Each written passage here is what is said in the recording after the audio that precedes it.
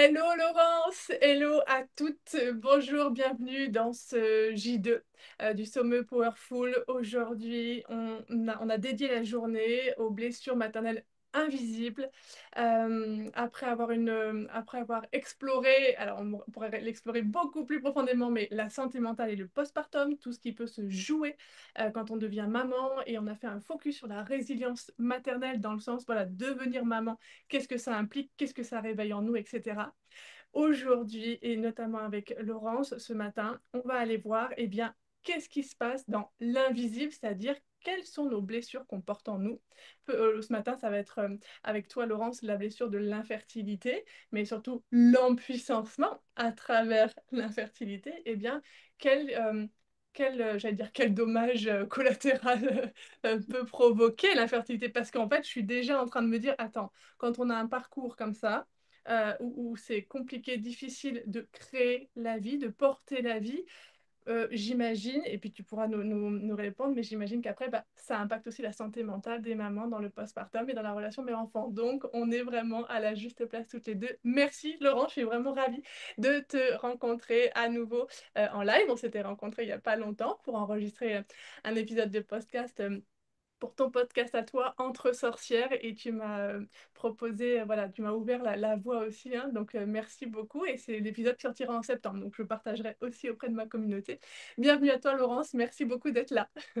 Bah, merci Laurie, merci à toutes les mamans qui ont dit oui pour être dans ce sommet, parce que je pense que c'est un sujet beaucoup trop important et que je pense qu'il y a 10 ans, j'aurais vraiment aimé connaître en fait l'existence, le parcours de d'autres personnes, de me sentir en fait soutenue, inspirée dans ma maternité. Évidemment qu'on a tous un parcours et une histoire unique. Mais qu'est-ce que ça fait du bien aussi de voir celles qui ont traversé en fait cette maternité-là et comment elles la vivent aujourd'hui avec chacune leurs épreuves. Donc oui, on va parler d'infertilité parce que c'est mon parcours. Laurie, comment veux-tu y aller? Est-ce que tu me poses des questions? Je déroule? Comment tu vois les choses? Bah, je vais te poser la question hyper classique, tu vois, c'est, eh bien, voilà, oui, Laurence, qui es-tu? Et si tu peux nous parler un peu de toi, et bien évidemment de ton parcours bah, de maman, puisque c'est ça qui, toi aussi, t'a amené à ta place aujourd'hui d'accompagnante à travers l'infertilité, l'empuissancement des femmes, etc. Donc oui, je veux bien te lancer là-dessus, et après, déroule si tu as besoin de dérouler. Moi, j'ai mes petites questions, si besoin, mais tu vas voir avec le flow, on sait que ça marche très bien comme ça. Vas-y, je t'en prie. Et merci de reposer cette question. Qui es-tu? C'est tellement une question, on se dit, ok, je réponds comment là? Donc, alors, je vais commencer déjà par dire, je suis la fille de France Hébert, qui était une femme québécoise. Donc, je descends d'une lignée de guérisseuses au Québec. Mes tantes, mes cousines, tout le monde est encore là-bas. Je descends de François Thénoz, qui est donc mon papa, qui était en fait directeur marketing, qui a été un peu l'exception de cette lignée parce que c'est une lignée d'entrepreneurs, sauf lui. Moi, je prends la relève du grand-père, de l'arrière-grand-père, et donc je descends de cette lignée d'entrepreneurs français. Et en fait, la vie m'a emmenée à être d'abord responsable communication dans une entreprise du CAC 40. Je me suis effondrée, j'ai fait un burn-out, j'ai trop donné, j'ai pas su mettre mes limites. Et en même temps, c'était parfait de le vivre aussi. Maintenant, je peux dire merci, c'était il y a 15 ans. Et la vie, donc grâce à ce burn-out, j'ai décidé de partir au Québec et de dire, bah, d'accomplir en fait ce rêve que j'avais depuis que je suis toute petite. Et là-bas, en fait, j'ai découvert tout un champ des possibles. Ça a été une guérison incroyable au travers de l'infertilité. Je suis devenue naturopathe agréée, spécialisée en endométriose, ovaires polykystiques, infertilité, fausse couche. Et puis j'ai reconnecté avec mes dons, avec ma lignée de guérisseuse. Et en fait, j'ai embrassé la suite de la lignée. Donc, j'ai découvert qu'elles étaient chamanes, naturopathes, coupeuses de feu. Donc en fait, tout ce que je ressentais depuis que j'étais toute petite était vrai, que c'était pas un truc que je m'inventais. Et donc en fait, je me suis révélée que cette chamane, mais chamane du sexe, parce qu'en fait, j'ai une spécialité, hein, comme des ingénieurs sont ingénieurs mécaniques, ingénieurs électriques. Bon ben moi, je suis là au service de la sexualité. Et voilà, donc je suis cette chamane du sexe et puis j'ai raccroché les wagons il n'y a pas longtemps avec cette première carrière en communication. Ça fait 20 ans finalement que j'œuvre dans la com parce que quand tu es thérapeute, il faut bien se faire connaître aussi. Et donc du coup, je suis devenue cette mentor des thérapeutes, des sorcières, des magiciens qui ont envie de faire leur coming out spirituel, qui osent pas trop, et en même temps qui ont envie de vivre de leur magie parce qu'ils savent que cette magie-là peut aller rejoindre tellement de personnes. Donc voilà, voilà mes casquettes, on va dire, au travers de tout ça. Mais si je reviens au début de l'histoire, en fait, c'est les fausses couches à répétition. Aujourd'hui, j'ai 13 grossesses à mon compteur. Donc c'est quand même quelque chose. J'ai perdu ces enfants-là sans vraiment comprendre en fait ce qui se passait. Alors je dis je, puis j'aime bien me reprendre en disant nous avons perdu, n'est-ce pas? Parce que l'infertilité, cette blessure maternelle, quel poids en fait sur les épaules des femmes, en fait, alors que la réalité, c'est que 50% des problématiques de fertilité sont quand même dues au sperme. Donc voilà, mais c'est quand même un problème sociétal, c'est la femme qui est responsable d'enfanter. Et donc première fausse couche, on me dit bon, c'est normal, tout le monde fait des fausses couches. Deuxième fausse couche, je suis quand même à 11 semaines de grossesse et là, je me prends vraiment le coup en fait en me disant mais il y a peut-être quelque chose qui cloche en fait, c'est pas juste une grossesse de plus et en plus j'ai détesté cette injonction de faut surtout pas dire qu'on est enceinte avant 3 mois. Donc la première grossesse, c'est ce qu'on a fait, on n'a pas dit. Mais moi, j'ai trouvé ça horrible en fait de le vivre toute seule derrière d'appeler les meilleurs potes, la famille, de dire au fait j'étais enceinte, donc oui nous avons un projet de devenir parents, mais voilà, ah c'est pas grave, il y en aura d'autres, super. Enfin ça c'est les phrases à la con, mais enfin un de perdu, 10 de retrouvé, on m'a déjà dit ça aussi, tu sais, mais même pas pour l'amour, hein, pour les fausses couches, donc je dis, ah non je veux pas 10 enfants non plus, donc voilà, donc la deuxième grossesse, cette deuxième fausse couche, on l'avait annoncé à la terre entière en disant mais en fait on va le vivre ensemble, peu importe ce qui arrivera. C'est sûr que le jour où j'ai dû faire le mail pour dire, alors j'ai fait un mail global parce que j'avais pas le courage d'appeler chacun, c'était compliqué pour moi. C'était vraiment très très compliqué. Et surtout, c'est que je commençais à investiguer avec des premiers livres en me disant, bah, il y a quelque chose qui cloche. Moi, je veux comprendre en fait. Il y a un moment donné, c'est pas juste la nature, tu vois. Enfin, j'avais en fait, sachant que moi, ado, j'avais déjà la peur de jamais être maman, qui venait complètement d'ailleurs. Je sais pas pourquoi j'avais cette peur-là. Alors, probablement que c'était karmique. Mais, euh, mais c'était quand même présent. Donc, quand à la deuxième fausse couche, j'arrive avec mes bouquins de l'alimentation, quel lien avec pour prendre soin de son corps et tout, j'ai le gynécologue qui me dit à Montréal, Madame, c'est pas parce que vous mangez de la papaye que vous allez réussir à devenir maman. Je l'oublierai jamais en fait cette phrase parce que au-delà de la blessure que je pense l'homme ne s'est pas rendu compte en fait à quel point ça pouvait être violent, mais moi je le remercie parce qu'il a déclenché une colère, mais une colère créatrice parce que moi c'était il me challengeait, c'est comme tu vas voir, moi je vais revenir dans ton bureau avec mon petit bout puis je vais y arriver là, tu sais, c'est même pas questionnable en fait. Et donc, du coup, je me lance à la recherche. En fait, je commence mes premiers cours de naturopathie. Je vais voir les plus grands naturopathes. Et tout le monde me dit, mais Laurence, t'inquiète pas, tu prends juste des suppléments pour la grossesse, ça va bien aller, quoi.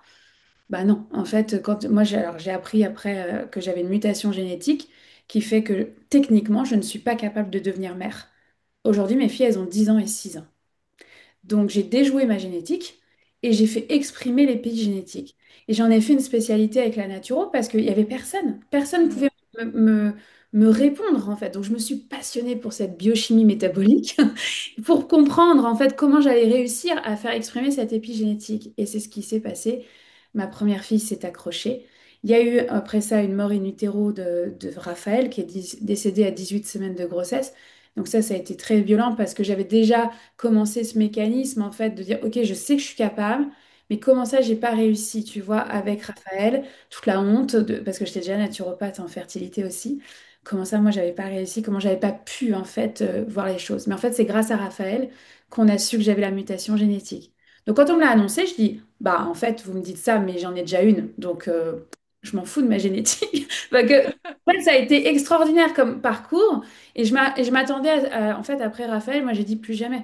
C'est bon, c'est fini. Je sais pas combien de grossesses j'ai eu depuis le début jusqu'à Raphaël. J'ai dit, ok, j'arrête quoi. Enfin, c'est état de choc en plus, tu vois, après la mort in utero parce qu'on m'a volé mon accouchement, j'ai pas vu mon fils, enfin donc ça a été compliqué. Donc du coup j'ai dit ok c'est terminé. Jusqu'au jour où j'ai fait un soin riboso extraordinaire. Alors si vous connaissez pas, je vous invite à découvrir. C'est un soin ancestral qui vient du Mexique, qui est fait avec des écharpes tissées à la main et on raconte que chaque fil du rebozo te permet de ressentir le câlin d'un de tes ancêtres. Et tu vois, quand on te fait ce soin-là, alors c'est un bain, après ça on fait un serrage de bassin, enfin de tout le corps d'ailleurs, et puis on ouvre un nouveau chapitre, on desserre ces écharpes de ribozo. Donc moi j'y allais en mode, je ferme, c'est bon, j'en aurai qu'un et tant pis, je réponds pas. Tu vois, cette injonction encore une fois de faut être une famille avec au moins deux enfants, etc. Sauf qu'en fait, moi, je fermais un chapitre, j'avais pas pensé que j'allais ouvrir un nouveau quand j'ai posé mon intention de ce soin ribozo. Et quand on a ouvert au niveau du bassin, au niveau du chakra sacré, j'ai l'âme de ma deuxième fille qui est descendue dans mes mains. Et j'avais ce petit bébé que je voyais, que je sentais, je pleurais en me disant, mais en fait, je vais en avoir un autre. Et mon mental était complètement en panique parce que, ok, mon conjoint m'en parlait, moi c'était fini, je voulais plus rien savoir. Et donc, je berce Gabrielle dans mes bras avant même qu'elle soit dans mon corps finalement. Et 3 mois plus tard, donc j'ai pris 3 mois où j'ai fait de la naturo, j'ai dit, ok, c'est hors de question que je la perde, etc. Parce que je sentais que c'était une petite fille. Et j'ai dit, ok. Et 3 mois plus tard, en fait, j'étais enceinte de Gabrielle et elle s'est accrochée. Et voilà, donc cette infertilité, elle est pas, en fait, elle est pas quelque chose d'anecdotique. C'est un couple sur quatre qui consulte en clinique de fertilité. Donc, ce qui a même pas été notre cas. Nous, on n'avait vu que des gynécologues. On s'est pas rendu à la PMA. On n'a pas eu la procréation médicale assistée. On n'a pas eu besoin parce que je tombais enceinte et que bah, on avait réussi avec Anna, avec notre première fille. Mais donc pour moi, ces chiffres, ils sont complètement sous-estimés. Ce un couple sur quatre, c'est en France. Au Canada, c'est un couple sur six. Moi, je crois pertinemment que les chiffres sont pas les bons et que ben ils ne comptabilisent pas en fait tous ces couples qui font des fausses couches tant que t'as pas besoin de te rendre en PMA en fait. Donc moi, j'aime dire que je pense que c'est le double, en fait, qui vivent des problèmes de fertilité. Et voilà, et quand on a le nez dedans, le mot initiation, ça vient pas du tout, quoi. T'es comme, non, mais pourquoi les autres, ils y réussissent et pourquoi pas toi? Enfin, tu vois, il y a de la jalousie. Et en fait, t'as deux possibilités. Soit tu le prends en mode, pourquoi moi? Et qu'est-ce que je fais avec ça? Et je serai jamais mère. Et là, tu vois, ton hamster, il tourne et ta santé mentale, on n'en parle pas. C'est un sacré challenge. Soit tu prends cette colère créatrice et tu dis, OK, qu'est-ce que j'en fais? Qu'est-ce que j'essaye? Et souvent en fertilité, on va me dire, Laurent, j'ai tout essayé. Quand ils arrivent, je dis, non, vous n'avez pas tout essayé encore. Mais ça fait partie du chemin, en fait. Et je trouve que ça fait de nous, en fait, des parents. Voilà, moi, je pleure encore aux galas de danse en les voyant, en me disant, putain, j'ai réussi quand même. Enfin, j'ai pleuré il y a un mois hein, au gala de danse. Je me disais, c'est pas possible. Elle a 6 ans, la deuxième, j'ai l'impression d'avoir accouché hier. Et je pleure en me disant, et je regardais mon conjoint, je dis, tu te rends compte, hein, on a réussi. Tu sais, c'est quand même lunaire de se dire 10 ans plus tard, 10 et 6 ans plus tard, de se dire on a réussi en fait à avoir la famille qu'on voulait. Voilà, je vous le dis, j'ai encore les larmes aux yeux, ça me prend aux tripes, c'est notre parcours et je suis convaincue aujourd'hui que c'était notre initiation en tant qu'homme et en tant que femme et que ça fait même partie de ma légende professionnelle et que je serais jamais devenue naturopathe en fertilité si j'avais pas vécu tout ça, c'est clair. Et oui, mais c'est magnifique. Là, pour le coup, c'est un magnifique parcours d'empuissancement. Et je voudrais revenir sur une ou deux choses. Déjà, les chiffres, où, toi, tu parles par rapport à l'infertilité, etc. Et moi, ça fait écho à la santé mentale, à la dépression du postpartum, aux difficultés maternelles. Pour moi aussi, j'ai cette conviction qu'ils sont sous-estimés aussi, ces chiffres-là. 20%, je crois, de femmes qui traverseraient la dépression du postpartum, à mon avis, vu toutes les mamans qui font appel à l'association Maman Blues que j'accompagne bénévolement avec toutes les autres bénévoles de l'association. Il y en a énormément. Simplement, bah, on n'ose pas forcément le dire publiquement ou le reconnaître ou voilà, mettre la lumière dessus. Donc on est exactement, tu vois, dans cette même, dans ce même écueil, j'ai envie de dire, c'est-à-dire, oh, c'est rien, c'est anecdotique. Ben non, non. Et en plus, on voit à quel point derrière, ça parle de notre histoire maternelle, ça vient remettre tellement de choses en question, ça vient nous blesser profondément aussi, hein. que ce soit par l'infertilité et puis ensuite la dépression du postpartum ou les difficultés maternelles, mais c'est horrible de se dire j'ai du mal à devenir mère, que ce soit par le corps, et donc là par l'infertilité, ou par la capacité psychique, émotionnelle et même relationnelle avec son enfant. Donc oui, c'est extrêmement souffrant et douloureux. Donc là, les chiffres, ça, moi, je te rejoins complètement. Donc, je suis très, très contente qu'on puisse mettre en lumière aujourd'hui toutes les deux ça aussi, puis à travers le sommet. Et ce qui est très beau, enfin, ce qui m'a touchée, et ça, je pense que c'est important de mettre le focus dessus aussi, quand tu disais, ben, j'ai perdu Raphaël alors que j'étais déjà naturopathe en fertilité. Et tu sais, ce truc de l'extérieur, mais je vais pas être validée en tant que pro, on va me prendre pour un escroc, etc., etc. Et cetera. Et on voit bien à quel point il y a le mental qui est là pour tout le monde et tout le temps et dans le même temps, tous les domaines. Et merci pour ta vulnérabilité, ta transparence, parce que moi j'aime ça, le fait qu'on accompagne avec notre être, avec notre humanité. Et donc on n'est pas des robots, et donc on sort de notre savoir théorique, empirique, et on parle voilà, de notre parcours.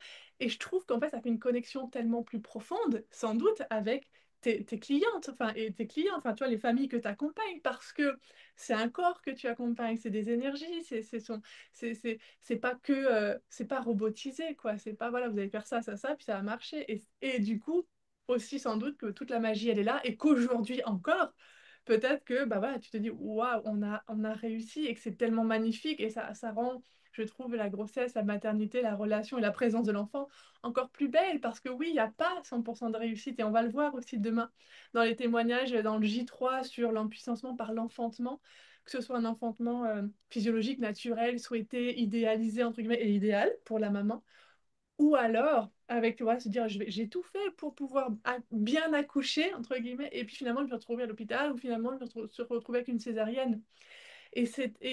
On entend cette souffrance-là à nouveau, tu vois. Et comme tu dis, et merci de dire, mais en fait, c'est ma mission profonde de naturopathe. Je ne serais pas là aujourd'hui au service des femmes, des enfants, des familles, de la sexualité, si je n'avais pas vécu ça. Et je trouve que c'est notre puissance aussi, notre pouvoir, mais pas de supériorité, mais pouvoir dans le sens créateur, créatif, on rassemble, on entend, on écoute et on éveille tout ça parce qu'on a traversé en fait cette réalité qui est le vivant et qui n'est pas contrôlable. Et quelque part, comme tu disais, oui, au début, l'initiation, moi, c'est pareil, hein.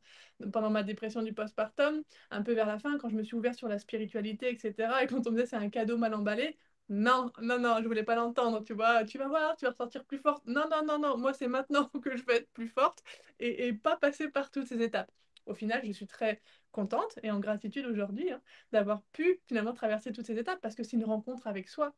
Et justement, je vais te poser une question, c'est, bon, tu as un peu répondu, mais en quoi la fertilité peut-elle être justement alors une invitation à se reconnecter à soi, à son corps et à sa puissance féminine? Tu vois, il y avait cette question-là. Et peut-être la deuxième, parce que tu en as un peu parlé, comme ça on peut continuer, mais c'est justement comment toi, par exemple, selon ton expérience, tu accompagnes une femme à ne pas se réduire justement à son problème d'infertilité qui est extrêmement euh, honteux pour certaines, douloureux, etc. Mais plutôt, tu vois, à rester souveraine et actrice, tu vois, de son parcours, alors qu'il y a cette sorte de boulet qu'on se traîne. Hein. Enfin, on est très dur avec nous-mêmes. Hein. Donc, voilà, si vous pouvez faire répondre à ces deux questions pour continuer finalement ce sur quoi tu étais partie. Alors, juste avant de répondre à ces questions, je vais rebondir sur ce que tu as dit, parce qu'il y a plein de sujets que tu as évoqués. Euh, Raphaël, tu vois, j'ai eu honte parce que j'étais naturopathe et que je devais avoir toutes les réponses. Effectivement, je suis pas un robot et au contraire, il fallait que je passe par Raphaël. Déjà, tout le monde m'avait dit que c'était une fille et moi, intrinsèquement, j'étais là, c'est un garçon, je le sais. Et quand la responsable, ils ont fait des tests pour essayer de comprendre ce qui s'était passé, c'est l'arrêt cardiaque en fait pendant le... mais qui est complètement dû à la mutation génétique que j'ai. Donc, et la responsable me reçoit du service obstétrique de l'hôpital et elle me dit donc, madame, c'était un Y. Et là, je la regarde, je fais, attendez, là, une seconde, vous me parlez de mon fils là, c'est tellement plus qu'un Y. Et donc tout ça, ça a été un enjeu d'arriver à remettre de l'humain, même auprès de ces médecins qui enchaînent, je leur en veux pas parce qu'ils enchaînent, ils ont des métiers que je serais incapable de faire. Mais tu sais, ah oui, pardon, oui, effectivement, c'était oui, un garçon, d'accord. Enfin, tu vois, c'était la vie, enfin, tu vois, il fallait remettre juste du sens en fait sur ce qui s'était passé. Et, Au contraire, en fait, moi, la mort de Raphaël, elle a été hyper bénéfique pour aller encore plus loin au niveau de la biochimie, au niveau de ma mutation génétique et de comprendre en fait tous les tenants et les aboutissants de ce que ça représentait. Ça a été magique parce que je me suis autorisée à embrasser mes dons à ce moment-là. Tout le monde me disait, ah là, ça doit être horrible, tu vois, te perdre un enfant. Et moi, je vivais en même temps un éveil spirituel de malade. Donc, c'était un peu compliqué de dire aux gens, ouais, mais en fait, j'ai un champ des possibles qui s'est ouvert. Mon fils, j'y connecte autrement. Enfin, Mm. c'était hyper déroutant. Parce que jusque-là, j'étais la naturo, scientifique, et j'ai travaillé avec des médecins en clinique de fertilité à Montréal. Donc, tu vois, j'étais hyper, je faisais attention quoi sur mon image, ma légitimité scientifique, parce qu'il y avait encore, même malgré 6 ans d'études au Québec en naturo, bah, il y a quand même un travail d'éducation en fait, de c'est quoi en fait. Donc pour ceux qui savent pas, c'est on accompagne avec les plantes médicinales, on accompagne avec les suppléments, les huiles essentielles, le corps autrement. Et moi je dis toujours, c'est un travail d'équipe, c'est jamais soit que la PMA, que la fécondation in vitro ou la fertilité naturelle ou que la naturo, ça va ensemble en fait, on peut travailler ensemble. Et donc du coup, pour moi, ça a été extraordinaire la mort de Raphaël aussi, de pouvoir m'autoriser en fait ce côté sorcière que jusque-là je gardais pour moi. Et tu as parlé d'accouchement, je sais que c'est pour demain, mais en fait, moi j'ai eu un accouchement traumatique pour ma première, où j'ai dû reconnecter en fait à... Déjà, un, tu contrôles pas ton accouchement. Deux, être transféré à l'hôpital, c'est pas une fin en soi. S'il y a un besoin, il faut y aller, en fait. Et moi, non, j'accouche à la maison. J'ai eu une épisiotomie au 3e degré, donc ça m'a permis de reconnecter, en fait, avec ma sexualité, alors que je l'avais jamais fait jusque-là. Donc, et je suis passée entre ça, enfin, après la naissance de Anna, j'ai traversé, tu vois, alors j'ai pas mis le mot de dépression postpartum et surtout je n'avais pas le droit de me mettre ce mot-là parce que ayant vécu l'infertilité, t'avais pas ton mot à dire. T'as eu un enfant, tu l'as voulu, puis tu l'as tellement voulu que tu t'as pas le droit en fait, tu vois, de dire mais attends, mais moi on m'a jamais dit hein, que c'était comme ça après l'accouchement. Et donc, du coup, tu vois, tu refuses. Déjà, j'avais pas le droit de dire que c'était un accouchement traumatique parce que c'était pas une césarienne. C'était simplement un accouchement comme tout le monde, ce que tout le monde veut, c'est-à-dire une péridurale, des ocytocines et voilà. Et en fait, moi, c'était toute la cascade. J'ai évité de ça la césarienne. Et en plus de ça, tu as été infertile. Et donc, du coup, tu peux pas, en fait, dire que tu peux. J'ai jamais mis les mots de dépression postpartum. Par contre, enfin, ma santé mentale, pendant 1 an et demi, elle n'a pas été folle, hein, jusqu'à, en fait, en même temps, j'ai traversé la mort de Raphaël. Anna, elle avait même pas... Anna, elle avait quel âge? Elle avait 1 an et demi, Anna, quand j'ai perdu Raphaël. Donc voilà, donc tout ça s'est entremêlé finalement. Et, jusqu'au jour où j'ai dit, OK, en fait, je reprends mon pouvoir, la guérison de la sexualité. Et en fait, ça m'a permis, avec Raphaël et cet éveil spirituel, de toucher à ce féminin sacré, d'aller dans des cercles de femmes, d'aller de thérapeute en thérapeute pour prendre soin, en fait, de moi, pas juste de ma fille, mais de moi, en fait. Parce que si moi, je vais bien, je peux tenir l'espace en fait pour mes enfants. Et donc du coup, ça a été tout ce travail de reconstruction derrière qui fait que bah, j'ai accouché de ma deuxième à la maison dans ma puissance telle que je le voulais en fait, un peu cet accouchement idéal. Je l'ai vécu. Donc pour moi, la maternité en fait, et dès le départ, dès l'infertilité, ça a été une reprise de pouvoir, de passer de ce stade de enfant à cette putain de femme sauvage. Et en plus de ça, j'en ai fait une voie professionnelle. Donc voilà, il y avait trop de sujets pour pas répondre, en fait, Laurie, à ce que tu viens de dire, parce que C'est c'est très bien. c'est l'empuissancement de la fertilité, Oui. enfin, de toutes ces blessures maternelles. Moi, j'ai vécu l'infertilité, j'ai vécu le après. Alors, est-ce qu'on met le mot dépression postpartum? J'en sais rien, mais en tout cas, une bonne déprime, la mort in utero. Voilà, enfin, ça a été un parcours et en même temps. À chaque fois, on me dit, ah, qu'est-ce que tu es résiliente? Je dis, mais qu'est-ce que j'en ai rien à foutre de votre mot de résilience. Moi, je veux juste vivre et en fait que mes enfants aillent bien et que je me sente bien en fait. Donc, il y avait dans cette colère créatrice, finalement, il y avait ce leitmotiv et que j'ai encore, si j'y suis arrivée, tous les parents qui désirent être parents peuvent y arriver. Et j'ai encore ça à l'intérieur de moi. J'ai encore ça parce que c'est trop intrinsèque. Mais je sais que c'est pas la voie de tout le monde d'être parent et c'est OK. Euh, Mais ce qui est extraordinaire dans cette aventure, c'est que j'accompagne très souvent de la fertilité jusqu'à la renaissance de la femme sauvage, finalement. Et, euh, et en fait, de les voir aller dans ce chemin-là et de dire, bah ouais, en fait, quand tu es aussi ce parent qui a vécu l'infertilité, dans la relation mère-enfant, il y a une pression qui est juste, enfin, qui est là, qui est inhérente en fait à ce qu'on a vécu, parce que tout doit être parfait.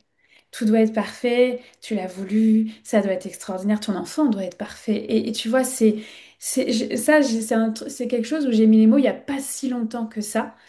Et en fait, j'ai même eu la discussion avec ma grande. Je dis, mais en fait, je peux pas.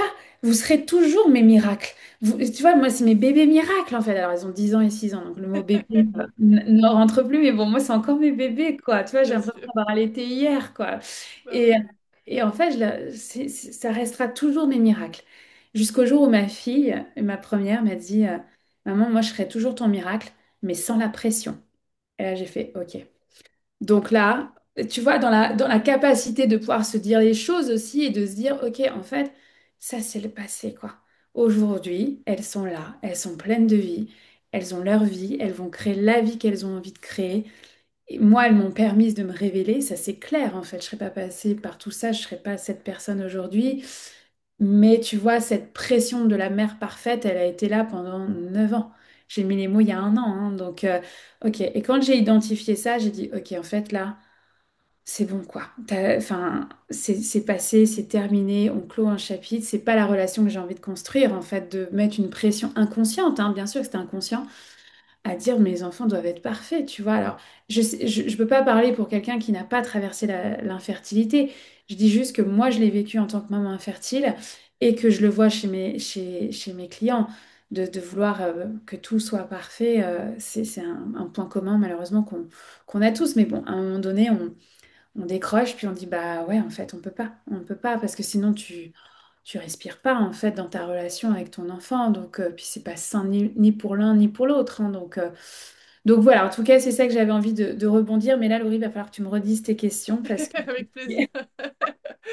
Non, c'était très intéressant. Merci d'avoir complété. Oui, oui, oui, mon intervention précédente, c'était vraiment riche. Et en tout cas, pour cette thématique de la mère parfaite, je crois qu'elle touche vraiment tout le monde. Je veux dire, les clientes, les mamans que j'accompagne, voilà, même s'il n'y a pas eu cette traversée, cette initiation de l'infertilité, on est quand même là avec ce besoin de perfection parce que derrière il y a la peur, tout simplement, la peur de mal faire et l'envie surtout de bien faire.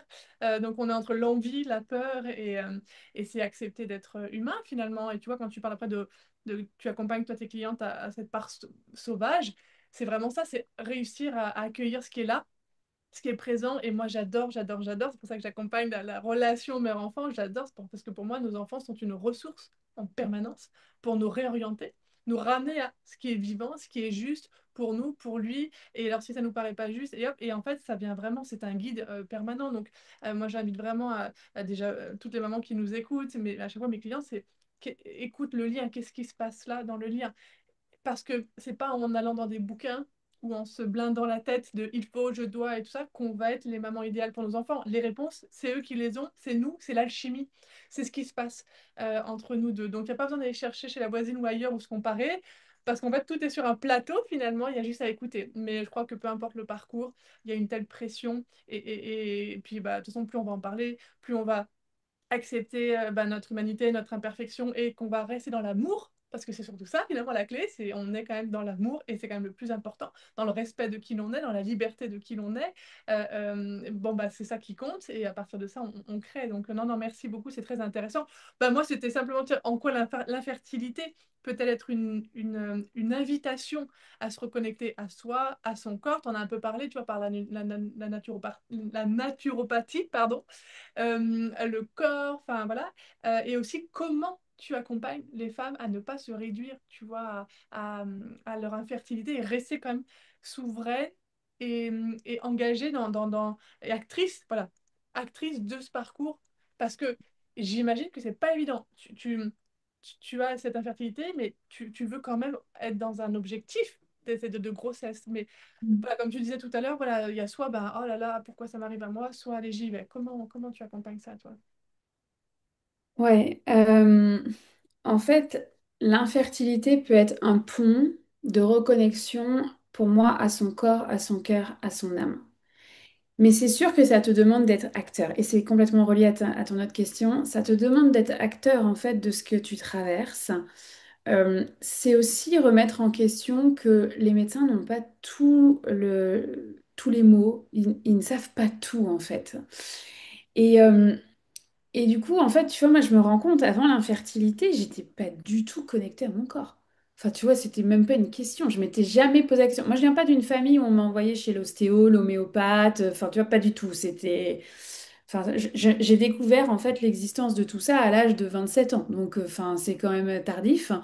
Et, euh, et donc là, quand je me mets à commencer à vouloir bien manger, je me rends compte, en fait, que je mange pas très bien. Et que, en fait, bah, j'ai perdu ma maman à l'âge de 21 ans quand même. Donc, l'année où elle est décédée, pendant un an, j'ai mangé des sushis, des moelleux au chocolat et du coca et des frites le midi. Voilà. Enfin, franchement, pendant un an, ça a été mon menu. Ça a été mon moyen de survie, en fait, pendant un an aussi. Mais du coup, enfin, à travers l'infertilité, je me suis dit, ah, quand même, hein, j'étais complètement déconnectée de mon corps, quoi. Enfin, tu vois, j'étais loin de tout ça, quoi. Et du coup, ça m'a permis, tu vois, pour Anna, ce que j'ai fait, c'est que pendant 6 mois, j'ai revu toute mon alimentation. Alors, je suis passée végane pendant 3 ans. Aujourd'hui, je suis une carnivore, mais je suis quand même passée par 3 ans de véganisme. Je me suis remis au sport. J'ai fait une détox des métaux lourds parce que j'avais une intuition folle. Ma mère venait d'une région où il y a de l'amiante en fait au Québec beaucoup, où on cultive, enfin on allait chercher l'amiante. Donc du coup j'avais comme cette intuition que depuis des générations il y avait des métaux lourds. Donc j'ai suivi en fait mon intuition à ce moment-là. Et effectivement, après scientifiquement, bah, plus tu as des métaux lourds et moins en fait plus ma mutation génétique s'exprime. Donc il fallait commencer par enlever ces métaux lourds pour que les roues fonctionnent. En fait, c'est ce qu'on appelle la méthylation dans le foie. Pour que les roues d'engrenage de la méthylation fonctionnent. Là, elle fonctionnait déjà avec ma mutation, elle fonctionne à 50%, mais avec des métaux lourds, elle fonctionne à 25%. Donc, en fait, rien qu'en enlevant tout ça pendant 6 mois, Anna est arrivée, elle s'est accrochée. Et donc, en fait, ça a mis du sens hein, sur tout, comment fonctionne mon corps. Et c'est ça que je me suis éclatée, moi, dans mes études de naturopathie pendant 6 ans, alors que j'ai pas fait un bac S parce que je détestais les maths, je détestais les sciences, je n'étais pas du tout. Enfin, j'aurais pu y aller, mais j'ai dit à mon père, non, moi, j'y vais pas. J'aime pas ça, tu vois. Moi, je voulais de l'anglais, j'ai fait un bac éco à l'époque. Et en fait, après ça, je me suis révélée dans la chimie, la biochimie métabolique, l'immunologie. Enfin, tu vois, c'est à l'opposé de mes premières études, finalement, de ce baccalauréat en France. Et en fait, j'ai adoré comprendre comment le corps fonctionne. Mais c'est parce que j'ai poussé jusque-là. Maintenant, quand je vois mes clients, ils arrivent, ils sont tous dépités, évidemment, parce que tu veux un bébé pour hier. Donc, tu vois, il y a la pression du temps aussi. Peu importe, hein, qu'elles arrivent à l'âge de 25, 27 ans, ou là, la dernière qui est enceinte, elle a 48 ou 49 ans, je ne sais plus. Bon, bref, début cinquantaine. Et en fait, il y a vraiment cette pression de dire, bah ouais, mais mon horloge biologique, elle tourne, quoi. Donc, ils ont tellement de pression, ils ont déjà enchaîné. Alors, c'est sûr que je fais beaucoup, beaucoup la PMA, donc ils ont déjà enchaîné des inséminations, des fécondations in vitro, et pourtant, il y a toujours un espoir d'y arriver naturellement, en fait. Et donc, de venir déjà dans mon bureau, c'est qu'il y a une démarche, en fait, OK, je me reconnecte à mon corps. Ils n'ont pas toutes les réponses. Et je vais être acteur, tu vois, rien que de prendre ces suppléments, ces plantes médicinales, tu es acteur de ton parcours. Et ce qui fait que là, aujourd'hui, moi maintenant, je fais plus que de la naturo parce que ce serait dire à un chirurgien, bah, tu prends ton bistouri X et en fait, tu n'as pas le droit d'utiliser ton bistouri Y. Bah, évidemment que l'opération, elle va pas marcher. Mais en fait, c'est pareil avec moi. J'ai dit maintenant, vous me prenez, vous me prenez pas, mais vous avez 4 suivis en naturo, vous avez 4 suivis énergétiques et on y va, quoi. Et donc, du coup, j'ai déjà des personnes, tu vois, qui sont prêtes à tout. C'est vrai, tu vois, de dire, bon, bah, en fait, on va essayer, on verra bien, tu vois. Et en fait, qui se rendent compte au fur et à mesure ce qu'elles surkiffent, c'est les soins énergétiques. Donc, tu vois, il y a cet empuissancement qui se fait. On fait un nettoyage au niveau perso, au niveau transgénérationnel, au niveau karmique, des traumas sexuels, beaucoup. beaucoup, beaucoup, qui sont intimement reliées à l'infertilité, mais aussi la magie noire, parce que malheureusement ça existe. Donc des gens mal intentionnés sur la fertilité, ça m'écœure, mais ça existe. Donc il faut enlever tout ça. Moi j'ai beau accompagner en fait en naturo, s'il y a de la magie noire, il faut d'abord déjouer la magie noire. Donc c'est vraiment ce travail complémentaire-là. Et quand je les vois, alors je vais pas dire que j'ai un taux de réussite à 100% parce que ça serait mentir. Quand on est dans des parcours, moi que je dis facile, c'est des parcours de fertilité naturelle, j'ai 98% de succès en fait depuis 10 ans. Et quand je suis en PMA, enfin quand j'accompagne en PMA, c'est 85% de réussite. Voilà. Donc c'est quand même des beaux taux, mais ça reste que moi à chaque fois je suis comme, ah, ce 15%, qu'est-ce qui s'est passé?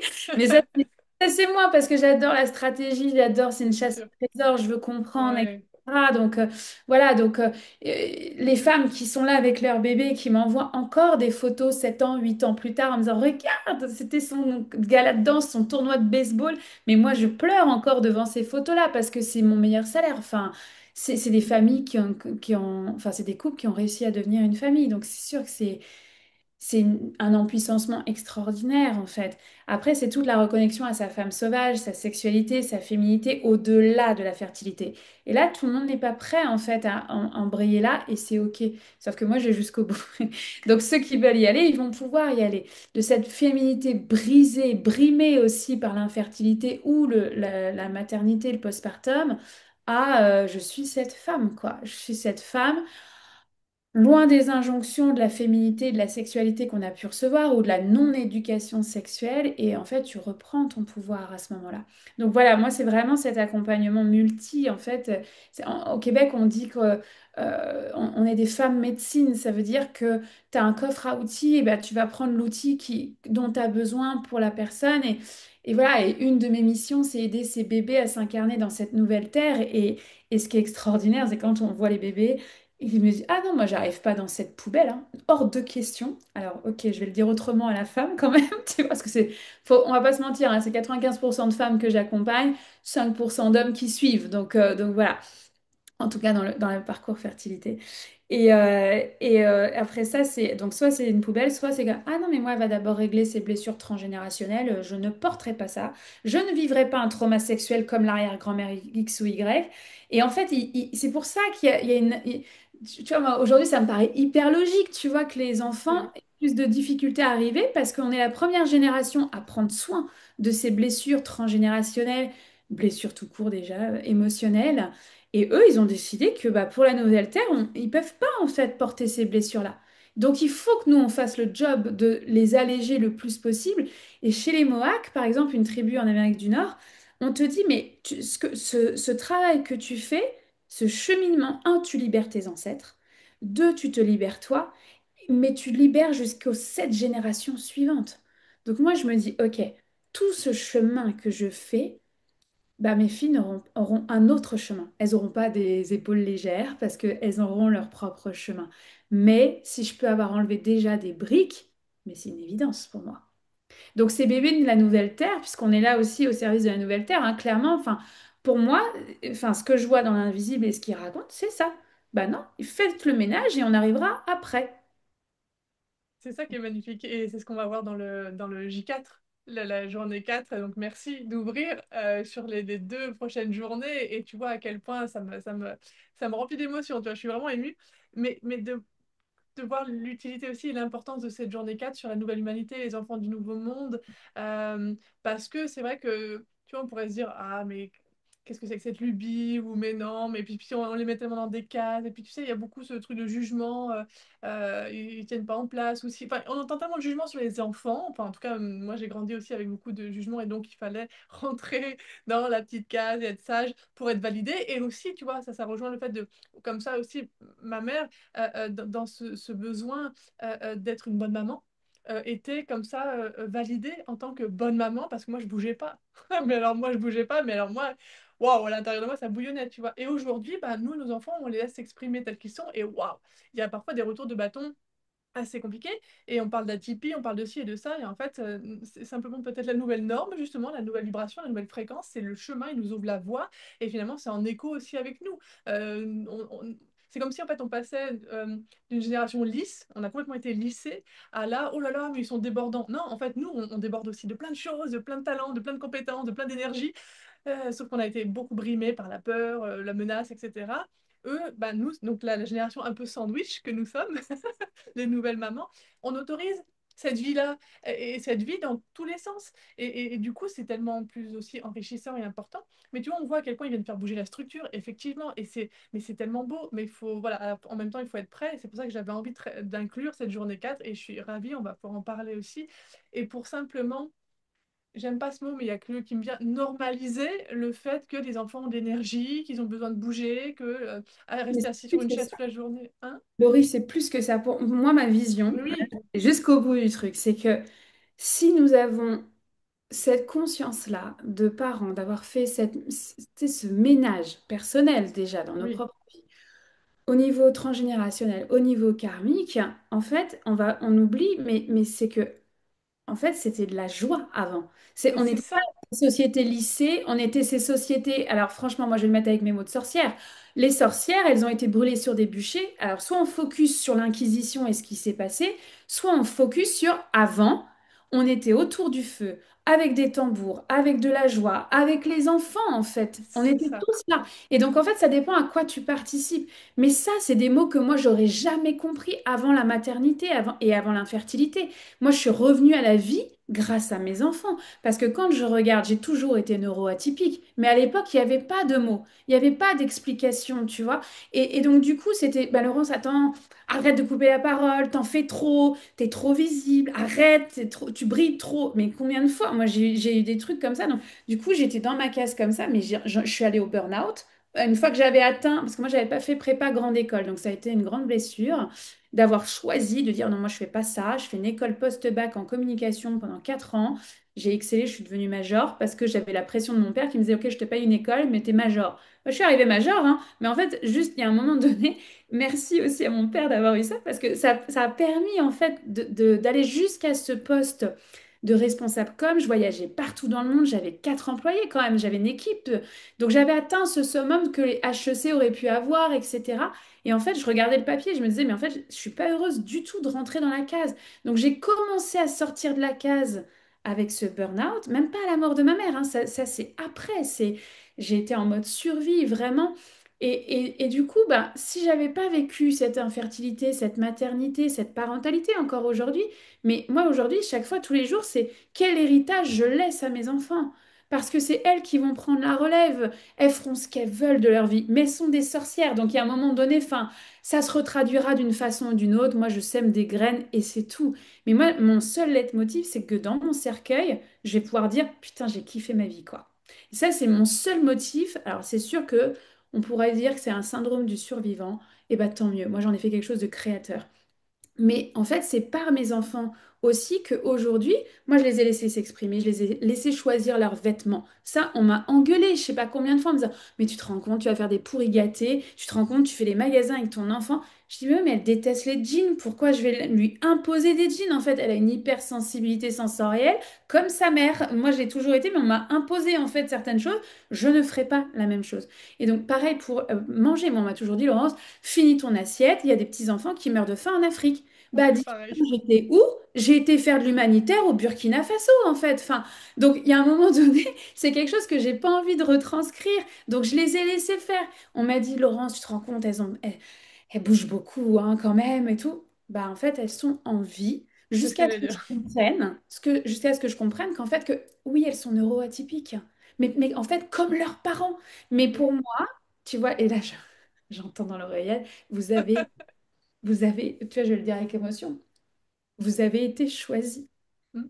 Vous avez été choisi pour créer ce pont vers la nouvelle humanité, en fait, beaucoup plus vivante, beaucoup plus de joie. Et c'est tout le temps l'image que je vois, c'est l'image de la Terre actuelle, c'est une Terre noire qui s'effondre avec des larmes noires. Je vous le mets avec mes mots de chaman, hein. Et il y a un pont avec cette nouvelle Terre complètement dorée. Et nous, là, on est sur ce pont en ce moment. Et c'est comment, en fait, on arrive à dire, mais moi, je focus vers ça. Et j'accompagne, en fait, et j'accepte ma neuroatypie pour que mes enfants n'en souffrent pas en fait et que bah, ils ont le droit en fait d'avoir de l'énergie, d'être en vie en fait tout simplement quoi. Et en plus, plus on va s'intéresser à cette énergie-là, bon, moi j'utilise le design humain, tu vois, pour connaître justement comment l'énergie circule en nous, plus on va s'intéresser, plus on va la connaître, plus on va l'adapter à notre mode de vie, plus on va se libérer de plein de choses, plus on va être en vie, plus on va être en bonne santé, plus on va... Et puis en fait, c'est un cercle vertueux, tu vois. Et justement, en ouvrant la voie à plein de choses, et moi je l'ai connu ça aussi, voilà, finis ton assiette, ne bouge pas, va jusqu'au bout des choses, alors qu'en fait, en tout cas pour mon design humain, je suis pas faite pour ça. Générateur manifesteur, il ouvre plein de projets, il va jusqu'au bout de ceux qui vraiment où ça lui procure de la joie, la satisfaction et que donc les énergies sont hautes. Et puis je laisse tomber le reste. Ben moi oui, j'ai été beaucoup jugée, grondée, punie, brimée, mais à l'époque il n'y avait pas cette conscience-là. Et c'est pour ça qu'aujourd'hui c'est magnifique. Et c'est magnifique. Et moi, je remercie ma dépression du postpartum, qui est pour moi vraiment une nuit noire de l'âme profonde. Je suis allée voir tout ce qu'il y a de plus dégueulasse finalement qu'il y avait en moi, dans mes racines, etc. Et c'est un cadeau, parce qu'aujourd'hui, j'en ai plus peur. Et souvent, on a peur de ça parce qu'on ne le sait pas, on ne le voit pas. Et finalement, c'est pour ça que, pareil, hein, quand j'accompagne, je ne peux pas dire aux mamans, mais c'est un super cadeau, c'est une initiation, la dépression du postpartum, etc. Parce que quand on est dedans, on ne veut pas l'entendre. Moi, j'étais la première. Mais dans mon cœur, dans mon âme, je me dis, yes, cette maman-là qui est touchée par la difficulté maternelle, qui est en train de traverser sa nuit noire de l'âme, c'est un cadeau et moi j'ai envie de l'accompagner, pas pour lui dire, allez, dépêche-toi, regarde, ça va être merveilleux après. Non, qu'est-ce que tu as à apprendre, quel est tes enseignements, l'apprentissage et comment tu es en train de t'empuissancer pour toi, déjà d'une, comme tu disais tout à l'heure, pour toute la lignée, mais pour, voilà, pour tes enfants aussi, etc., etc., tu vois. Et en fait, c'est ce pont. L'image, je l'adore, l'image que tu as donnée. Et c'est ça. C'est comme si moi, la dépression du postpartum, et pour moi, c'est valable pour toutes les mamans, on nous balance, justement, on nous éjecte sur le pont. Et donc là, on est là et on se dit, waouh, attends, mais j'arrive de là. Et en même temps, j'ai aussi cette part lumineuse. Parce que voilà, on voit que ce qui ne va pas. Mais c'est normal aussi, on est un peu. Il y a ce biais de négativité, et puis c'est le mode survie. Hein, donc, mais voilà, et j'adore cette conversation qu'on a toutes les deux parce que c'est vraiment ramener la joie de la vie, de l'espoir, de la foi, du courage, de l'amour, la curiosité. Moi, je trouve que la curiosité, c'est ce qui met en route. Enfin, moi, c'est parce que je suis très curieuse que je me suis mise en quête du Graal, quoi. C'est vraiment ça, et que j'adore. Et qu'au début, je voulais posséder ce Graal-là, je voulais posséder la réponse, je voulais posséder la réussite. Je veux plus rien posséder maintenant. Moi, je veux juste avancer et vivre ce qu'il y a à vivre sur le chemin. Et ça, c'est vrai que ça enlève un poids. Et ça nous permet de sortir comme ça de ce conditionnement. Et en plus, enfin, maintenant, je n'ai plus de colère. Je n'ai plus de Ouais, colère. c'est C'est intéressant tellement ça. agréable. Ouais. Mais c'est hyper intéressant parce que tu vois, moi, quand j'ai arrêté d'être en colère, je me suis dit, bah, en fait, c'est fini la fertilité. J'arrête d'accompagner la fertilité parce que, en fait, bah, c'est plus la colère qui me drive, c'est la joie, en fait. Et d'accepter, tu vois, dans cette neuroatypie, que moi, je suis pas faite pour faire que de la fertilité. J'adore en faire, mais je fais pas que ça. Sinon, je m'ennuie. En fait, c'est Mais simple. oui, En fait, tu vois, dans les étiquettes, moi, je suis THPI, là. Bon, ben, en fait, si je m'ennuie, quoi. Et donc, il n'y a plus de joie, je suis générateur. Enfin, tu vois, ça marche pas, quoi. voilà. Et en fait, pourquoi on est là avec un sommet, tu vois, sur la maternité? Mais parce que dans tout ce que on vient de dire, c'est qu'on a peur de notre propre feu. Quand Ouais, on traverse la nuit noire de l'âme, comme tu as vécu, Laurie, c'est un tunnel et le feu, il n'est pas éteint. Il y a ouais, toujours l'étincelle. Mais l'étincelle, elle est comme au bout du tunnel, puis on ne la voit pas encore. Donc, on va aller la voir, on va aller la retrouver. Mais après ça, on arrive sur le feu où on dit, punaise, c'est descendre, il y a juste une braise rouge. Mon feu, il est complètement éteint. Bah, c'est pas grave, il y a un tas de bûches à côté. Donc, on va remettre des bûches dedans et puis on va réallumer ce feu. Et là, après, le feu, il est grand, puis on fait, qu'est-ce que je fais avec ça? Oui, mais ce que tu vas en faire, c'est que tu vas danser avec ton feu et tu vas apprendre à dire oui et à dire non, parce qu'un feu qui déborde, bah, ça fait un incendie et ça brûle des hectares comme on a dans le sud en ce moment. Soit, en fait, on le contient et on danse avec lui. Et d'où ça part? De ton énergie sexuelle. Donc, pour moi, c'est que c'est pas juste la maternité est un levier, mais la sexualité est plus large en fait. Et pour moi, est le vrai levier qui est en arrière de ça, c'est comment en fait tu danses avec ta propre sexualité aujourd'hui. Parce que dans la maternité, on s'entend que dans les premiers mois postpartum, c'est pas forcément la plus belle sexualité qu'on a eue, n'est-ce pas? Donc, osons le dire quand même, hein, on a des vagues hormonales, évidemment, l'allaitement, tout ça. Donc oui, on passe des moments où on n'a pas du tout de libido, on n'a pas du tout de feu, mais en fait, le feu, il est encore là, c'est juste qu'il est éteint et oui, il y a une petite braise rouge, et puis bah, tranquillement, on va ajouter une bûche dedans, et puis on va le réembrasser. Mais du coup, c'est là où c'est pour moi derrière la maternité et de ce lien, alors j'allais dire femme-enfant, c'est intéressant d'avoir fait un lapsus comme ça, c'est parce que moi j'ai deux filles et donc du coup il y a vraiment aussi cette mission, c'est quoi la féminité? Qu'est-ce que je vais enseigner? Comment je la transmets en fait à mes enfants? Parce que moi à 14 ans on m'a dit, Laurence, tu seras pas une Marie, couche-toi là. Et donc du coup je me suis interdit de me maquiller. Quand j'ai un homme qui m'a suivi jusque chez moi, j'ai cru que c'était la faute de la jupe. Donc en fait c'était...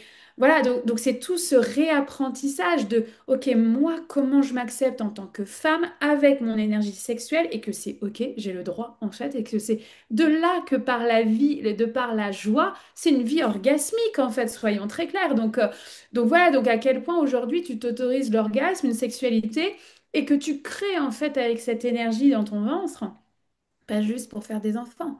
Et derrière ça, moi, c'est sûr que je suis très motivée par quel héritage je vais laisser, en fait. Et moi, je veux pouvoir partir le jour où je partirai, de dire, bah, en fait, d'avoir semé des graines dorées, elles en auront pris, puis elles en auront pas pris, puis c'est OK parce qu'elles feront pas comme leur mère. Mais voilà, c'est... Voilà, quand on a là récemment on a nettoyé la maison, il y en a une qui a sorti le tambour, on chantait les trois ensemble des chants sacrés. Moi, je regarde ça, je pleure, je me dis, ok, c'est exactement ce que je voulais faire. Et puis, je suis là avec mon maquillage parce que j'ai réappris à me maquiller à 30 ans et que j'en ai une qui adore ça. Et donc, du coup, on le fait ensemble. Alors, pendant les vacances, on s'entend et ça reste très limité. Mais pour moi, c'est des choses que j'ai jamais fait avec ma Mm. mère, en fait. Donc, voilà, je veux pas qu'elles aient peur de leur feu comme moi, j'ai eu si peur de mon feu. Donc, ça fait partie de la relation mère-enfant, ça fait partie de ce pont focusons sur cette joie, il n'y a que ça en fait, et de dire bah, si en ce moment vous traversez la nuit noire de l'âme, juste vous dire vous n'êtes pas la seule, on est beaucoup à avoir traversé cette nuit noire de l'âme à un moment donné, et que le bout du tunnel il arrive, la renaissance elle arrive, tu vas aller traverser ces braises, mais c'est une vraie renaissance qui s'en vient pour toi. Ouais, et puis c'est un reset, c'est vraiment un reset, c'est une chance. Après, on le voit peut-être pas sur le moment, mais après coup, c'est une chance. Et c'est aussi moi ce qui m'a permis de me reconnecter aussi à mon fils de manière plus authentique, plus profonde, et que j'ai compris que la relation avec lui, elle est, elle n'est pas qu'éducative, quoi. Elle est tellement plus que ça. Alors que moi, j'avais ça en tête, tu vois. Déjà, je voulais l'améliorer, mais mais ce n'est pas une relation éducative. C'est un lien d'âme, une relation énergétique, c'est fréquentiel, c'est vibratoire. Parce que toi, la façon dont toi tu vibres dans la journée, tu vois qu'il y a le récepteur à l'autre bout qui l'a bien capté tout ce que tu es en train de vibrer. Et du coup, après la matière, par les émotions, par les mots qui sortent, la somatisation, va venir parler de ça. Et là, tu es là et tu te dis, waouh, ah ok, donc j'ai quand même vraiment une grande, grande responsabilité, et c'est pas pour mettre la pression, c'est pour ouvrir à quel point c'est joyeux, se dire j'ai une grande responsabilité, j'ai une grande place, et je suis utile, et enfin tout ce que tu veux voilà, de dire oui, j'ai ma place ici, non seulement sur Terre, mais dans la relation avec mon fils, et qui je suis, je l'émane de moi. Donc, j'ai une empreinte. Et donc, ok, alors du coup, on se dit, ah mince, donc du coup, quand ça va pas, mais c'est pas grave, ça va pas, bah, de toute façon, c'est l'alchimie, la relation mère-enfant. Donc, ça peut pas être autrement. Enfin, tu vois, moi, j'ai vraiment réussi à lâcher prise et à m'enrichir de ça en disant, oui, là, j'ai des énormes angoisses, j'ai un trauma de séparation, j'ai ça. Oui, je suis en train de flipper. Oui, sans doute qu'en face, il le reçoit. Et ben, il va m'aider, entre guillemets, dans le sens où ce que lui va me renvoyer va me permettre de trouver la clé.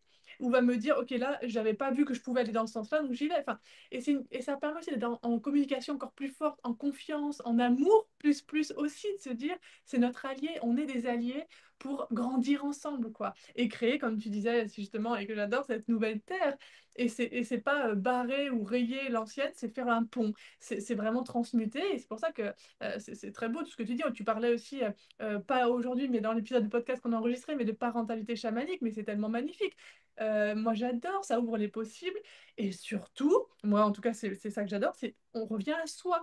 Ça veut dire que, oui, à chaque maternité, à chaque relation mère-enfant, il y a des choses. On éduque, on élève nos enfants en fonction de nous parce que c'est en fonction de la rencontre de nos deux êtres, de nos deux âmes et de nos deux êtres humains. Donc, il n'y a pas un lien pareil. Et ça, ouf. Je trouve que ça fait du bien, se dire, ok, donc j'ai ma liberté, quoi, de créer. Puis on a le droit de pleurer, hein. Ah, mais bien sûr. Oh, que oui. Mes enfants m'ont vu pleurer je sais pas combien de fois en fait, donc Ah oui, moi aussi. ouais, je trouve que c'est aussi un exemple de pleurer, c'est pas toujours la joie à 2000%, enfin, et de dire, bah ouais, je traverse ça en fait en ce moment, ok, fine. Tu vois, on enregistre, c'est la première semaine des vacances, mes enfants sont en train de jouer calmement en bas, elles le savent, je leur ai dit, écoutez les filles. voilà ce qui se passe. Maman, elle travaille ce matin 1 heure.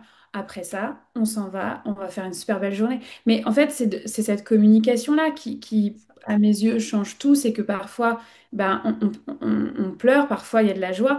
Et pour moi, cette parentalité chamanique, elle fait du sens parce que c'est ce que j'ai envie de transmettre. Parce qu'on est une lignée de femmes guérisseuses, donc enfin clairement elles le sont. Donc je me dis, au lieu qu'elles se bâtissent en opposition à enfin ce que j'ai vécu, j'étais toute seule avec mes visions. On m'a dit, mais Laurence, retourne dans ta chambre, n'importe quoi. Enfin, tu vois, j'ai pas du tout été accueillie là-dedans. Moi, le premier jour de mes 13 ans, j'ai entendu, tes 3 enfants vont s'appeler Anna, Raphaël, Gabriel. Moi, sur le coup, tu vois, tu fais, bah, j'ai intérêt à trouver un mari qui aime ses prénoms, quoi. Enfin, tu vois, pour pas imposer le truc. Bah, la réalité, c'est que oui, ma première vision, c'est je suis en train de signer des autographes d'un livre au Salon du Livre. Bah, là, je viens de signer mon contrat d'édition, en fait. Donc, je sais, en fait, que je suis en chemin là-dedans. Donc, pour moi, c'est hyper important de développer cette parentalité chamanique pour leur donner le droit d'exister avec leurs particularités, leurs ressentis, leur façon de voir les choses, en fait. Et en fait, il y a forcément un mimétisme les premières années, et puis après, il y a la préadolescence. Je ne connais pas encore l'adolescence. Et la préado, c'est bon, peut-être il y a un moment, il y a que toi qui parles de ça. Enfin, tu vois, et quand elle se rend compte que ses copines, en fait, elles ont toutes choisi les deux, elles ont toutes choisi des sorcières, en fait, dans leur environnement. Donc, tu sais, il y a quelque chose qui émane, parce que pour moi, on est toutes des sorcières et des magiciens, hein, toutes. Mais quand je dis sorcières, c'est que quand elles ont choisi des copines sorcières, c'est qu'il y en a une, par exemple, elle arrive avec son gâteau. Je dis alors pourquoi tu as choisi celui-là? Il est vraiment trop bon et tout. Elle dit, je sais pas, il a flashé, c'est lui qui ressortait du lot, quoi. Je dis, bah oui, voilà, une belle vision. Enfin, tu vois, pour moi, il faut une gamine de 9 ans. Donc, ah bah, génial, c'est exactement comme ça que je choisis mes vêtements, que je choisis ça. Et en fait, de valider l'enfant dans ses ressentis, je suis convaincue que ce seront des sorcières et des magiciens encore plus grands que nous. Et je le dis hein, avec beaucoup d'humilité, mais ma fille, enfin, est déjà meilleure chamane que moi. Ça, c'est clair. Mais voilà, c'est son chemin, en fait, tout simplement. Et en même temps, bah, elle aura le droit de faire ce qu'elle veut, tu vois, comme métier. Je sais juste que ça va... Elle peut pas... ça coule dans nos veines, en fait. Donc, ça fait partie d'elle. Après, est-ce qu'on en fait un métier ou pas? Ça, c'est une autre question mais qui lui appartiendra le jour venu. Mais tu vois, cette parentalité chamanique, c'est, à mon sens, c'est celle qui nous permet de créer ce pont pour que eux s'autorisent à être cette deuxième génération à danser autour du feu. Ah, c'est super beau. Merci Laurence. Et je terminerai peut-être juste en faisant un lien avec les garçons, parce que du coup, comme moi j'ai un garçon, tu vois, quand tu dis valider le ressenti, le reconnexion au corps, et ben, c'est exactement ce qu'on fait avec lui. Bon, c'est un hypersensible, hein, il ressent beaucoup de choses. Euh, et effectivement, il me parle beaucoup. Mon corps me dit, je ressens dans mon corps. Je sais que ma tête, elle me dit que tout va bien, mais moi, dans mon corps, j'ai peur. Et je trouve ça magnifique. Donc, effectivement, quand tu parles de sorcières et de magiciens, oui, parce que les hommes aussi peut avoir ce pouvoir-là de connexion à plus grand que soi. Bien sûr que, voilà, ils sont pas génétiquement, on n'a pas les mêmes organes sexuels, etc. Mais malgré tout, bah, il y a quand même voilà, un féminin dans le masculin et il y a quand même cette réceptivité à l'extérieur et effectivement plus on va accompagner cette sensibilité, cette hypersensibilité chez les hommes aussi, chez les garçons, et bien plus voilà, on va pouvoir être tous ensemble comme je disais autour du feu et non plus oh là elle est en train de danser autour du feu, on va leur les foutre dedans quoi, tu vois avec Ouais. cette prise d'autorité de patriarcat là ça va être ensemble, tu vois, donc c'est beau ce que tu as dit l'image, j'adore. Mais c'est hyper important et vous avez un rôle, les mamans de garçons, encore plus important, j'ai envie de dire, parce que cette société féministe, je la comprends. On est une société quand même qui a vécu des traumas, qui a vécu des traumas sexuels. Donc oui, je comprends et qu'il y a encore des dénonciations, puis il faut le faire. Je suis pas en train de dire qu'il faut pas le faire. Je dis juste que bah, soit on se concentre là-dessus, soit on se dit, OK, la nouvelle terre, en fait, c'est ces enfants-là qui on veut voir autour du feu. Mais on veut des hommes dans leur masculin sacré qui vont permettre au féminin de s'exprimer. Et Voilà. donc, c'est une unité qui est autour du feu. C'est pas les hommes sont mal, c'est OK, les futurs magiciens, là, on a besoin d'eux pour tenir cet espace-là, pour que le féminin puisse complètement, en fait, s'autoriser à être ces femmes sauvages. Parce que Et si les femmes sauvages sont en sécurité, dans ces cas-là, c'est un 8 hein, de oui, l'infini, oui. c'est une danse. Mais on ne danse pas enfin, c'est pas juste la moitié de l'humanité autour du feu. C'est cette unité-là. Donc, on a vraiment des rôles importants auprès de ces petites filles, auprès de ces petits garçons, de leur permettre de se révéler, d'être en vie, de ressentir et de dire, bah oui, c'est normal. En fait, C'est ok, ton ça. corps a peur. Magnifique. Comment on accompagne ton corps aujourd'hui? J'adore. Et tu vois, quand tu parlais aussi de la guérison du féminin, bah voilà, pour la transmission à tes filles, moi je fais la même chose pour la transmission à mon garçon. Et de dire, bah voilà, j'aime l'idée que bah, je lui propose un modèle parmi tant d'autres, bien évidemment, d'un féminin. Voilà, comment je fonctionne, mes humeurs, mes émotions, mon cycle féminin, ma reliance à plus grand que soi, etc. Et il prendra ce qui lui parlera, mais au moins il y aura eu un contact, il y aura pas, tu vois, oh, la femme c'est tabou, ça fait peur, la sexualité, etc. J'ai vraiment, ça me plaît en fait, parce que je me dis, bah oui, c'est un homme en devenir et ça commence par l'enfance. C'est pas parce que c'est un enfant et un garçon que bah, on va commencer plus tard. C'est maintenant, c'est depuis tout petit. Et j'adore parce que voilà, oui, je suis vraiment comme toi dans cette idée de l'union du féminin et du masculin et on a besoin des deux et ça va être beau, ça va être beau. Tu te rends compte, ça veut dire que ce petit magicien incroyable saura déjà ce que c'est un cycle menstruel et accompagnera ses copines pendant Voilà. ces menstruations en disant de quoi tu as besoin, comment je peux tenir l'espace pour toi. Non mais enfin pour moi c'est une richesse incroyable. Comme tu vois, on a eu un Tipeee chez nous au Québec et puis donc il y a ce premier cercle de femmes, j'ai ma grande qui me dit, elle a 4 ans à ce moment-là, elle me dit maman moi je viens dans le cercle, hein, ce soir je serai dans le Tipeee et tout. Je dis, bah non, en fait, tu peux pas parce que voilà, et c'est les femmes qui ont déjà leur lune. Donc, quand tu auras tes lunes, tu seras la bienvenue. Mais à 4 ans, à 9 heures du soir, non, c'était pas son espace pour elle, en fait. On a fait des cercles enfants, par contre, et ça, c'était génial. Et en fait, elle boude et elle revient me voir 2 minutes après. Elle me dit, maman, j'ai du sang dans ma culotte. Tu vois, le pauvre J'adore. mensonge pieux. Et en fait, moi, le cœur, il a fondu. Je me suis dit, mais attends, elle a 4 ans, elle sait ce que c'est des lunes, enfin un cycle menstruel, et en plus de ça, elle est dans l'attente. Mais moi, j'adore. Moi, je leur ai dit, là, en plus, elles sont de plus en plus grandes, donc chaque mois, j'ai des questions. Et en fait, il y a vraiment mais maman, c'est vraiment un super pouvoir. En ce moment, c'est des questions comme ça avec la préado. C'est vraiment un super pouvoir parce que les copines, elles disent pas vraiment ça, ta. Je dis, mais tu te rends pas compte, c'est la rencontre de la femme en fait. Donc c'est la rencontre, on raconte dans le chamanisme que c'est ta rencontre avec ton pouvoir. Toutes les années où tu perds du sang, tu pratiques ton pouvoir. Et quand tu es ménopausée, à ce moment-là, tu incarnes ton pouvoir de femme. Tu vois, on change même le regard de la ménopause. Je suis pas encore préménopausée ni ménopausée, donc je vivrai ma traversée à ce moment-là. Mais ça change tellement le regard en fait derrière ça. Donc pour moi, c'est un héritage hyper précieux qu'on est en train de donner à ses enfants.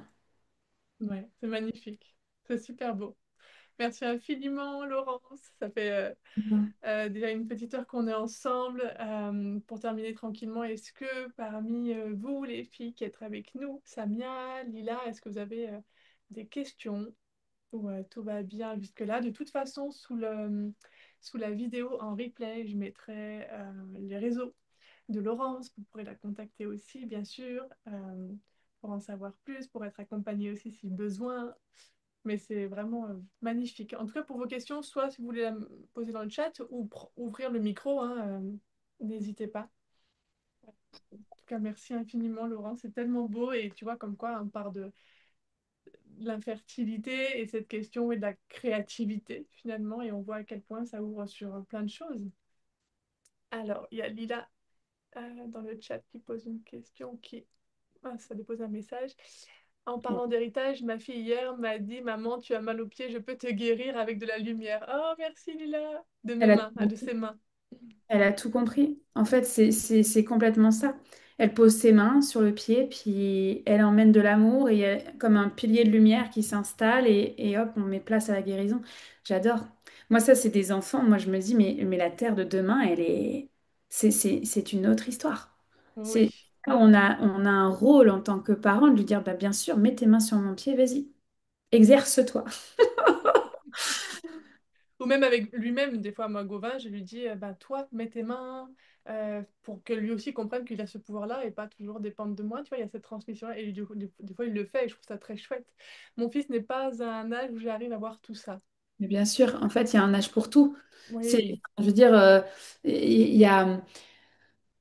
Je ne sais pas quel âge a ton fils Samia, mais c'est sûr que on le voit avec le temps. tu vois, et de toute façon, bah, plus le temps avance et plus des souvenirs se créent aussi par ces petites phrases-là. Voilà, 18 mois, c'est encore rien du tout. C'est un bébé, en fait, tu vois, c'est, bon, peut-être, il doit, peut-être qu'il... Pour l'instant, c'est encore, je broie encore du noir.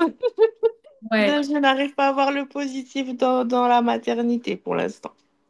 Mais en fait, merci de le dire, parce que moi non plus, à 18 mois, je voyais pas du tout, je voyais pas le positif en me disant, mais Ah, j'en aurais plus merci. ça, quoi. Enfin, tu vois, et en plus, avec cette infertilité, de dire, attends, tu l'as voulu quand même, quoi. Mm. Et en fait, moi, à 18 mois, enfin, je broyais du noir, j'avais en plus perdu Raphaël. Voilà, moi, j'étais dans cette fameuse nuit noire de l'âme. C'est ce tunnel où tu te dis, mais attends, mais enfin, comment je vais m'en sortir avec tout ça? Donc, moi, à ce moment-là, je vois pas encore la sorcière déjà à l'intérieur de moi et je vois pas la sorcière dans ma fille. Donc, voilà, laisse le temps à ton fils de grandir de tout ça et toi aussi, en fait. Et voilà, vous êtes dans la traversée du tunnel. Là, on est là pour vous dire, mais en fait, au bout du tunnel, il y a un feu magnifique qui vous attend et vous allez kiffer. Et parfois, ça peut prendre des années. Moi, ça a pris plus de 5 ans. Je tiens à le rappeler, plus de 5 ans. Et aujourd'hui, il y a encore des choses à adapter, même si la souffrance n'est plus là. Ça, c'est une évidence. Et il y a quand même encore des phases d'angoisse, il y a encore des traversées à faire, il y a encore des questionnements. Mais moi, 5 ans quand même. Donc, ça ne veut pas dire que ça va durer 5 ans, Samia. Mais pour dire vraiment, laisse le temps au temps. En fait, on a Oui, je besoin sais de... bien. Là, je suis un peu dans le tourbillon, mais j'écoute cette phrase où tout le monde dit tout passe. Mais on verra. Tout passe en étant accompagné, c'est quand même mieux. Voilà. Parce Ouais, qu'effectivement, tu vois, on dit ça va passer. Ouais, si on peut être accompagné, ça passera avec de l'enseignement, avec peut-être plus de facilité. C'est important d'être soutenu, entendu, et être accompagné, par contre. Enfin, oui. Mais parce que j'ai conscience de son profil, comme on en avait discuté. Mais pour l'instant, oui, j'ai du mal à appliquer, à essayer de rester positive ou de me dire, OK, il a tel profil, alors je dois m'adapter de telle manière. Non, pour l'instant, j'avoue que c'est compliqué. En fait, c'est déjà énorme, Samia, que vous arriviez à dire que votre fils est plutôt tel profil, parce que du coup, vous êtes en mesure de pouvoir l'accompagner. Moi, je viens de réaliser ma neuroatypie il y a 2 semaines. Donc forcément, Ouais. j'accepte la neuroatypie de mes enfants depuis 2 semaines et que je suis beaucoup plus patiente. Et en fait, ce que j'ai envie de vous dire, c'est que chaque âge, en fait, on n'a jamais terminé. Bien sûr qu'il y a la traversée du tunnel, elle arrive, et ça, bah, c'est effectivement, on ne sait pas combien de temps ça prend d'une femme à l'autre, d'une histoire à l'autre. Mais ce que j'ai envie de rajouter, c'est que chaque âge a ses propres défis. Et que bah, je vous assure qu'un jour vous dormirez, je ne sais pas s'ils dorment déjà, moi, elles n'ont pas dormi pendant 3 ans, donc chacune. Donc Ah j'ai ben alors là, il a une régression de sommeil, hein, toujours cette peur de la séparation, donc c'est compliqué. En fait, c'est logique et c'est normal. C'est ça que j'ai Ouais. envie de vous dire. Mais même si aujourd'hui les miennes, elles dorment, heureusement, à 10 ans et 6 ans, mais il y a d'autres défis en fait qu'on traverse. Ouais. Et là, moi, c'est plus des enjeux beaucoup plus scolaires. Donc, mais en fait, chaque âge a son défi. Et à chaque âge, en fait, on traverse à dire, bon, là, moi, cette année scolaire, par exemple, j'en pouvais plus. Donc, le 4 juillet, je vous assure que j'ai fêté. J'étais là, ok, c'est fini, on est passé au travers d'une classe pourrie, une maîtresse pas du tout humaine et compréhensible. Ok, on célèbre en fait. Mais et alors, à 18 mois, j'étais là, quand est-ce que je vais dormir? En fait, donc voilà, Ouais. c'est chaque âge a son défi. Moi, j'aime pas du tout cette phrase qu'on m'a dit 50 fois. Petit problème, enfin, petit âge, petit problème, grand âge, grand problème. Je suis là, non, mais attendez, moi, 18 ans, à 18 mois, 18 ans, à 18 mois, je vois que des gros problèmes. Donc, juste Bah oui. et en fait, je les trouve pas moins. C'est les défis qu'on a aujourd'hui à 10 et 6 ans, ils sont pas plus grands ou plus petits que ceux que quand elles avaient 18 mois, ils sont juste différents. Par contre, la différence, elle est intérieure. C'est que ouais. moi, aujourd'hui, c'est comme, bon, je vois l'enjeu, hein, j'ai une enfant qui est chamane et qui attire toutes les merdes, en fait, dans la cour de récréation. Donc il y a un moment donné, bah, c'est comment j'accompagne l'ancrage, en fait, de mon enfant. Donc, ça va être voilà, c'est des défis qui sont différents, mais qui sont un potentiel d'expansion incroyable. Et plus on avance avec le temps, et plus en fait notre rôle de mère, on gagne en confiance en soi aussi, hein, de dire, bah, en fait, ce que vous en pensez, d'accord, très bien, j'entends, vous avez votre vérité, j'ai la mienne aussi. Maintenant, comment on tricote autour de tout ça? Donc, voilà, j'ai Ouais. juste envie voilà, de vous dire. Bah ouais, c'est normal en fait. 18 mois, il a ses défis. Il en aura d'autres à 10 ans, il en aura d'autres à 20 ans. Et en même temps, vous, entre-temps, bah, vous grandissez énormément et vous allez l'accompagner à danser avec son propre feu quand vous-même vous allez danser avec votre propre feu. Merci. Oui, effectivement, ben, nous, on a hâte qu'il parle, en fait, parce que moi, j'ai besoin d'échanger avec lui. J'en avais déjà parlé à Laurie, mais j'ai hâte de cette période-là où on échangera, où je répondrai à ses questions, où il pourra s'exprimer. Voilà. Je pense que c'est vraiment un âge qu'on attend. Moi, j'ai attendu qu'elles soient indépendantes, qu'elles aillent en colo, que je puisse enfin faire ma vie et aller manger des sushis avec mes copines. Et en fait, eh ben, on y est. Elles partent en colo cet été. Je mange mes sushis avec mes copines quand je peux. On s'organise. Et je pleure en me disant, merde, les gens, ils avaient vraiment raison, ça passe trop vite. Alors que moi, Ah, j'avais le nez dedans à 18 mois, j'étais là, bah, j'aimerais ça que ça passe plus vite, s'il vous plaît. mais oui, j'ai hâte, en fait. Vraiment. Et on me dit, mais profite. Je dis, non, mais il y a rien à Ouais. profiter. Et je comprends à 2000%. Et j'ai juste le goût de vous dire, mais un jour, vous allez vous retourner, vous allez dire, waouh, j'ai traversé ça, j'ai des frissons, j'ai traversé ça, j'ai accompagné ça comme ça, je suis fière de qui je suis devenue à travers la maternité. Ben, merci beaucoup, en tout cas. Avec plaisir. Avec plaisir, Samia. Merci beaucoup. Bon, on va s'en arrêter là. En tout cas, merci infiniment, Laurence. Merci à vous aussi pour votre présence en live. Merci à vous en replay qui écouterez cette magnifique intervention, cette conversation riche, profonde qui nous a emmenés de l'infertilité à la grossesse, à l'accouchement, à la santé mentale, au postpartum et à l'humanité de demain. C'est magnifique. Merci pour, tu vois, d'avoir redessiné le temps de cette conversation, le sommet et de là où j'ai envie de toutes vous emmener là où mon cœur vraiment bat aussi, hein, avec toutes ces étapes. Merci Laurence pour ta sagesse, ton savoir, ton partage, ta générosité, ta joie, toutes ces énergies et ta multidimensionnalité. J'ai adoré. Merci infiniment. Et voilà, le replay sera disponible en fin de journée, comme ça vous pourrez l'écouter, le réécouter. Et n'hésitez pas aussi, hein, si vous avez des questions auprès de Laurence ou auprès de moi en fonction de ce qui a été partagé ici. Merci Laurence, merci à vous. Merci, merci avec joie.